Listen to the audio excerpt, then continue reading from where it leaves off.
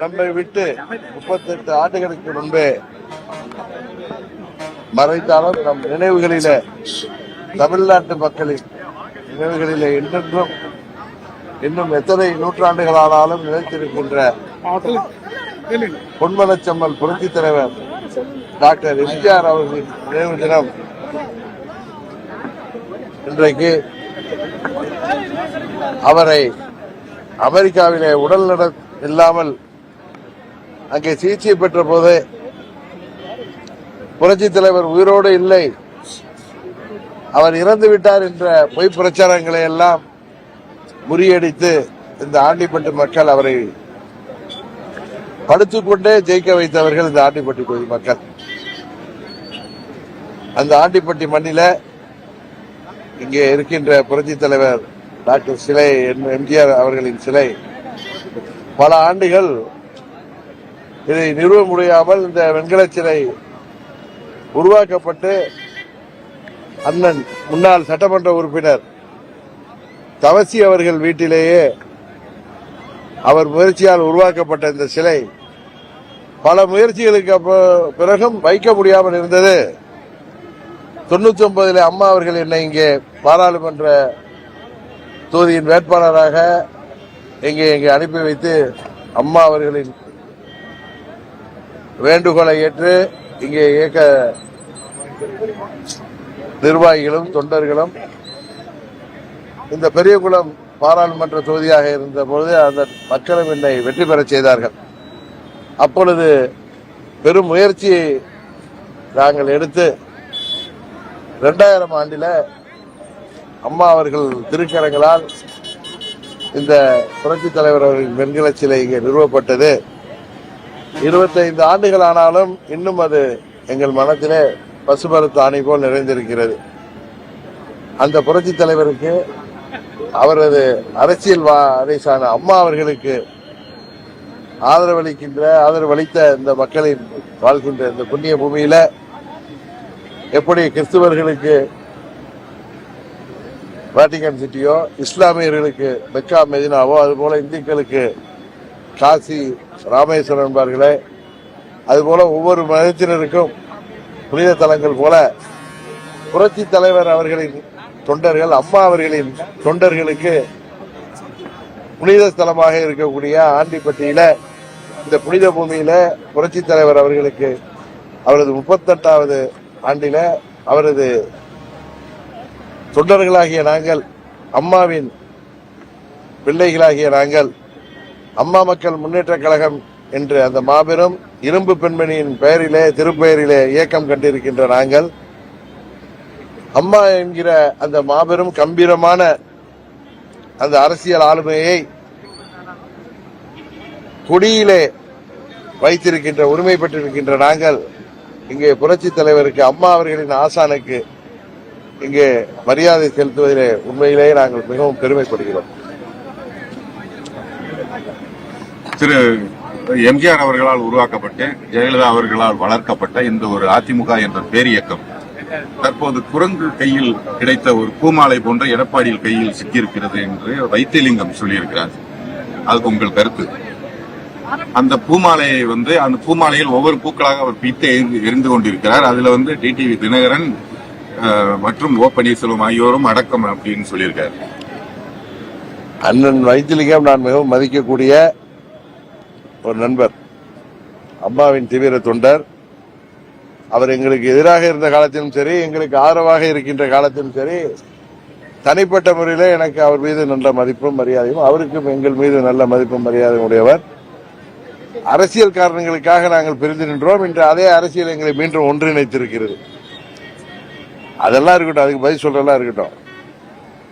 ஊடகங்கள் உங்களை பெரிதும் மதித்து, நீங்கள் எங்கே என்னை சந்தித்தாலும், எந்த ஒரு நெருக்கடியிலும் உங்களை சந்தித்து உங்கள் கேள்விகளுக்கு பதில் சொல்லி செல்பவர்.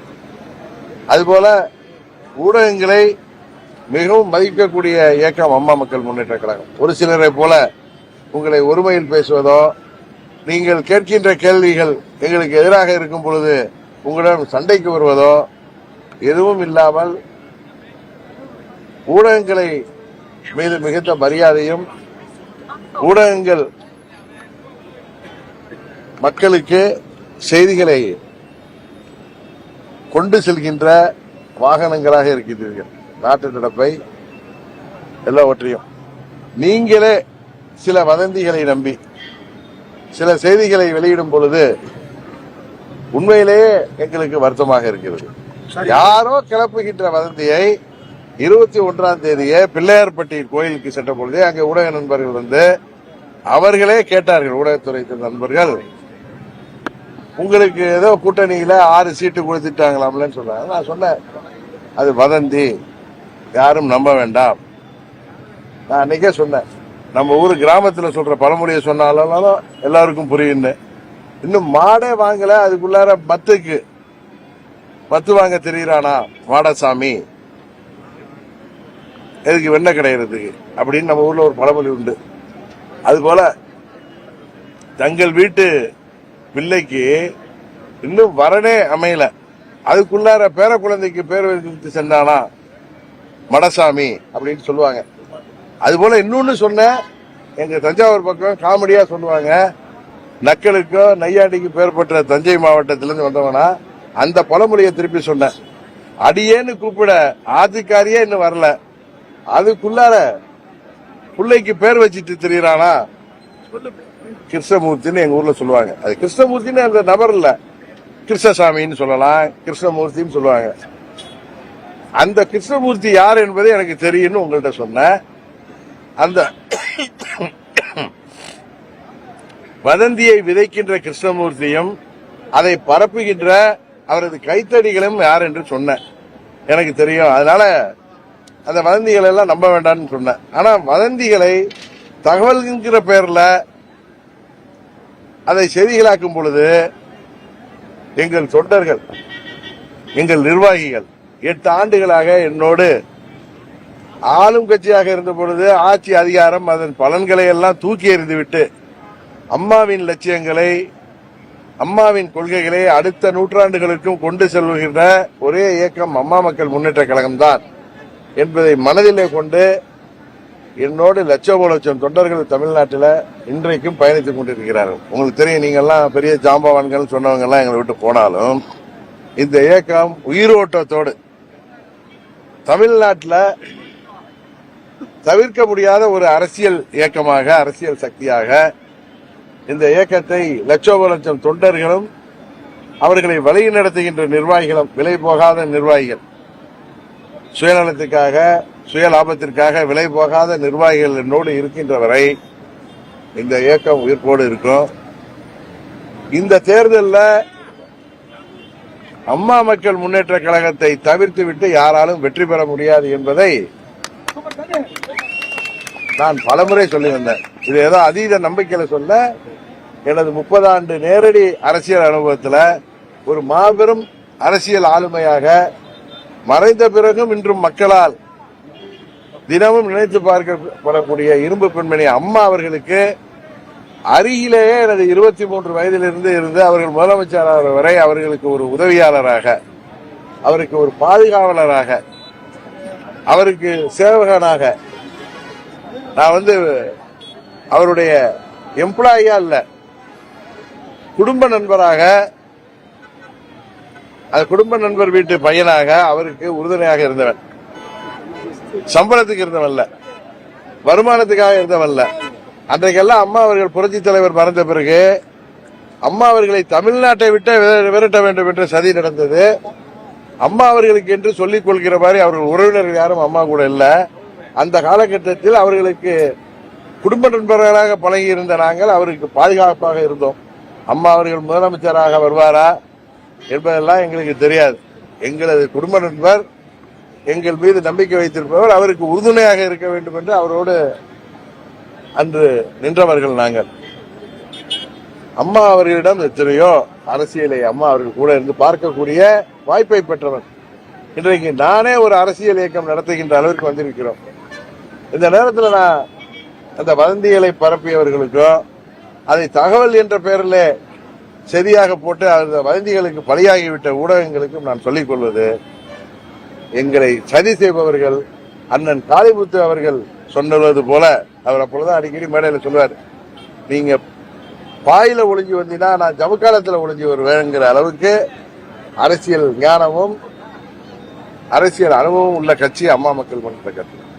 எங்கள் தொண்டர்கள் ஆனா உண்மையில பிளஸிங் இன் டிஸ்கைஸ் மாதிரி இது போல வதந்திகளாலும் பொய் செய்திகளையும் ஊடகங்களை நம்பி அதை வெளியிட்ட காரணத்தினால் ஒவ்வொரு 234 தொகுதிக்கு நேரடியாக போய் நான் எங்கள் தொண்டர்களை சந்தித்து உசுப்பி விட வேண்டிய அவசியம் இல்லாமல் நீங்கள் செய்ததற்கு நன்றி. ஏன்னா எங்கள் தொண்டர்கள் கொதித்து போயிருக்கிறார்கள். ஏனென்றால் இவர்கள் தன்மானத்திற்காக ஆரம்பிக்கப்பட்ட இயக்கம். இந்த இயக்கம் வெற்றி தோல்வியெல்லாம் தாண்டி இந்த இயக்கம் 8 ஆண்டுகள் இன்றைக்கும் தமிழ்நாட்டில் ஒரு அசைக்க முடியாத சக்தியாக தேர்ந்து வருகிறது. 21 தேர்தலிலே யார் ஆட்சிக்கு வரக்கூடாது என்கிறதை நாங்கள் தீர்மானித்தோம். நாங்கள் வெற்றி பெற முடியவில்லை என்றாலும் யார் ஆட்சிக்கு வரக்கூடாது என்று நினைத்தோமோ அவர்கள் வரவில்லை. இந்த தேர்தல் அதையும் தாண்டி எங்கள் நிர்வாகிகள் தொண்டர்கள் கடின உழைப்பால் எங்கள் இயக்கம் 234 தொகுதிகளில் கிட்டத்தட்ட 200 தொகுதிகளில் கட்டமைப்பும் சரி பலமாக இருக்கிறது. பல மாவட்டங்களிலே எங்களது வாக்கு வங்கி அதிகரித்திருக்கிறது. பல மாவட்டங்களிலே எங்களை தவிர்த்து விட்டு யாராலும் வெற்றி பெற முடியாது என்கிற சூழ்நிலை நிலவி வருகிறது. இந்த காலகட்டத்திலே எங்கள் இயக்கத்திற்கு எது நல்லதோ அந்த முடிவை நான் எடுப்பேன். இது போல வதந்திகள், இது போல பொய்ச் செய்திகள் எல்லாம் கண்டு அஞ்சுபவர்கள் அல்ல நாங்கள். அதே நேரத்தில் ஊடகங்கள் அந்த செய்திகளை உண்மைத்தன்மையை அறியாமல் அறிவிப்பது அது எப்படி நியாயமாக இருக்க முடியும் என்பதுதான் எங்களது கேள்வி. இன்னொன்னு, எங்க வீட்டு பிள்ளைக்கு கல்யாணம் இல்லை, எங்க கல்யாணத்தை நாங்க தான் முடிவு பண்ணணும். அதை ஊடகங்கள் நீங்கள் எங்களுக்கு கல்யாணம் பண்ணி வைக்க முடியாது. எந்த கூட்டணிக்கு செல்ல வேண்டும் என்பதை தீர்மானிக்க வேண்டியது நாங்கள், அம்மா மக்கள் முன்னேற்ற கழகம். இதை நீங்கள் எங்க வீட்டு பிள்ளைக்கு நீங்க வந்து பொண்ணு பார்க்கிற மேட்ரிமோனியல் சர்வீஸ் எல்லாம் நடத்த வேண்டாம். யாராக இருந்தாலும் உங்களை நாங்கள் மதிக்கிறோம். அதே நேரத்தில் நீங்களும் எங்கள் மீது இப்படி சேற்ற எண்ணி வீசினால் நாங்கள் என்ன செய்ய முடியும்? நீங்கள் ஊடகங்கள் பொதுவானவர்கள், ஏதோ ஒரு சில கட்சிகள் அவர்களுக்கு சார்பான ஊடகங்கள் இருக்கின்றன. ஆனால் மற்றபடி நிறைய நடுநிலையான ஊடகங்கள் கூட இந்த வதந்திகளுக்கு பலியாகி இருக்கிறீர்களே என்பதுதான் எனக்கு வருத்தம். இன்னொன்னு, யாரும் இந்த டிடிவி தினகரனையும் அம்மா மக்கள் முன்னேற்ற கழகத்தையும் இன்ஃபுளுயன்ஸ் பண்ண முடியாது என்பது கடந்த காலத்தில் பார்த்திருக்கீங்க. ஏன்னா பல சோதனைகளை தாண்டி டிடிவி தினகரனும் அம்மா மக்கள் முன்னேற்ற கழகம் இன்றைக்கும் பல நெருப்பாற்றுகளை தாண்டிதான் செயல்பட்டுக் கொண்டிருக்கிறோம். எங்கள் சோதனைகள் எல்லாம் சாதனைகளாக நாங்கள் முயற்சி செய்து கொண்டிருக்கிறோம். அதனால எங்களுக்கு எது தேவை, எங்களுக்கு எந்த கூட்டணி தேவை என்பதை நாங்கள் முடிவு செய்வோம். இன்னும் பல முறை சொல்லிட்டேன், கிளிப்புள்ள மாதிரி உங்களை சந்திக்கிற போதுதான் அம்மா மக்கள் முன்னேற்ற கழகத்தை தங்கள் கூட்டணிக்கு வர வேண்டும் என்று எங்களை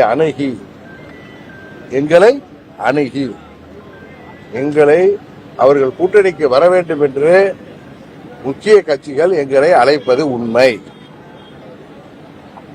கூட்டணியை உருவாக்க தங்கள் தவிர விரும்புகின்ற கட்சிகளும் எங்களை அணுகி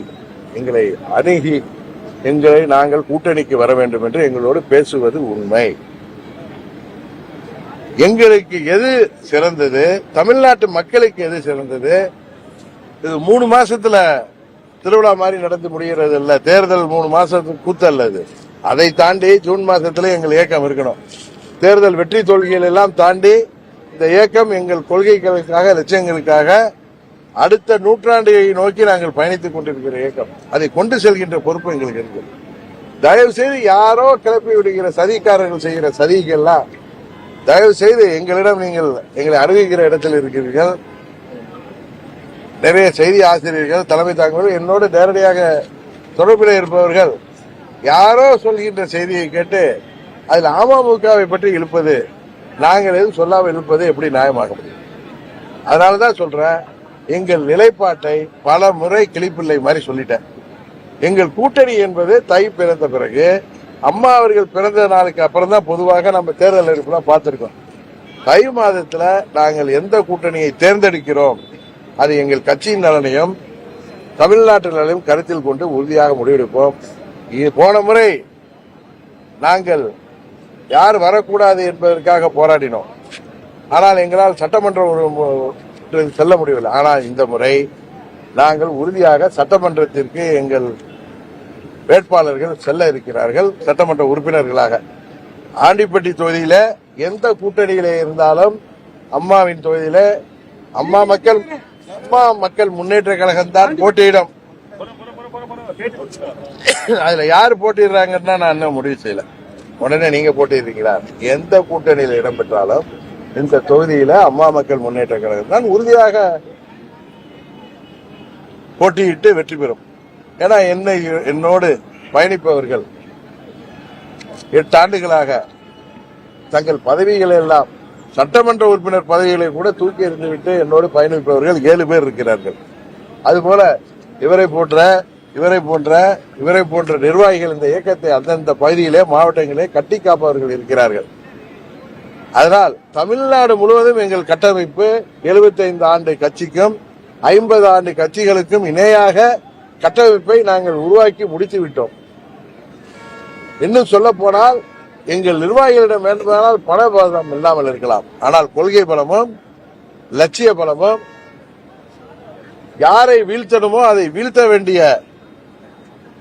நோக்கோடு இருப்பவர்கள்.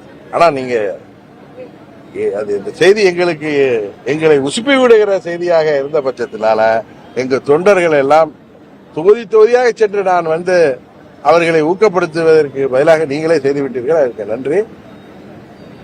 நாங்கள் கூட்டணி முடிவு எடுத்த பிறகு எங்கள் முடிவை உங்களிடம் உறுதியாக செய்வேன். நான் எந்த மேடையில் கூட்டணிக்கு செல்கிறேன் என்பதை அறிவித்து விட்டு தான் செல்வேன். எங்களுக்காக யாரும் முடிவெடுக்க முடியாது. நாங்கள் எந்த கூட்டணியில் இடம்பெற வேண்டும் என்பதை நாங்கள் தான் முடிவு செய்வோம். அம்மா மக்கள் முன்னேற்ற கழக தொண்டர்களும் நிர்வாகிகளும் அதற்கான அனைத்து அதிகாரங்களையும் பொதுச்செயலாளர் எனக்கு கொடுத்திருக்கிறார்கள். ஆனால் நாங்கள் தான் முடிவு செய்வோம். எங்களை ஏற்றுக்கொள்ள வேண்டும் என்பது எங்களுக்கு தேவையில்லை. நாங்கள் யாரை ஏற்றுக்கொள்கிறோம் என்கிறதுதான் இன்றைக்கு தமிழ்நாட்டில் முக்கியமான ஒரு சூழல் நிலவுகிறது. தமிழ்நாட்டு அரசியல் இன்றைக்கு அம்மா மக்கள் முன்னேற்ற கழகம் எடுக்கப் போகின்ற முடிவுதான் வெற்றி தோல்வியை உறுதியாக ஒரு கூட்டணிக்கு கொடுக்கின்ற ஒரு நிலையில இயற்கை அம்மா மக்கள் முன்னேற்ற கழகத்திற்கு அந்த ஒரு தன்மையை கொடுத்திருக்கிறது. அதனால எங்கள் தொண்டர்களும் எங்கள் நிர்வாகிகளும் இந்த வதந்திகளை கண்டு ஏமாற மாட்டார்கள். எங்களுக்கு மரியாதையாக எங்களது இயக்கத்திலே பணியாற்றுகின்றவர்களுக்கு தொகுதியை சரியாக வைத்து வேட்பாளர் தகுதியாக உள்ளவர்களுக்கு நாங்கள் உறுதியாக நாங்கள் இடம்பெறுகிற கூட்டணியில தேர்தலில் போட்டியிடுகின்ற வாய்ப்பை பெற்றுதான் அது தருகின்ற கூட்டணியில்தான் நாங்கள் இடம்பெறுவோமே தவிர தமிழ்நாட்டு மக்களின் நலனும் எங்கள் இயக்கத்தின் நலனும் இந்த 3 மாதத்தோட கட்சியுடைய நடவடிக்கைகள் முடிந்து வருவதில்லை. அதை தாண்டி ஜூன் மாதத்திலிருந்து மறுபடியும் நாங்கள் அடுத்த பயணத்தை நோக்கி செல்ல வேண்டிய கடமை இருக்கிறது, பொறுப்பு இருக்கிறது. அதனால நீங்களே இப்படி செஞ்சீங்கன்னா நாங்க என்ன பண்ண முடியும்? அதனால தயவு செய்து வருகின்ற வதந்தி எல்லாம் தகவல் என்ற அடிப்படையில செய்தியாக்குகிறார்கள். அது உண்மையிலேயே வருத்தத்தை தரும்.